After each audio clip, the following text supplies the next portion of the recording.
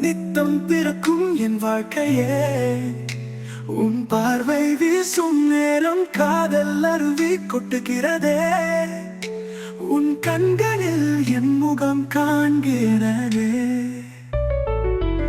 2007 வருடம் கல்லூரியில் விழியோடு விழி சந்தித்தோம்.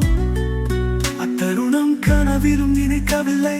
நீயே என் வாழ்க்கையின் கீதம் என்று, நீயே என் உயிரின் மறுவரூபம் என்று. ஒரே வகுப்பில் காலங்கள் சேர்த்தன. காதல் என்னும் விதி நல்ல உருவெடுத்தது. அன்பே நீதான் என் காலை மொழியே.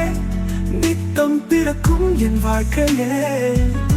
உன் பார்வை வீசும் நேரம் காதல் அருவி கொட்டுகிறதே. உன் கண்களில் என் முகம்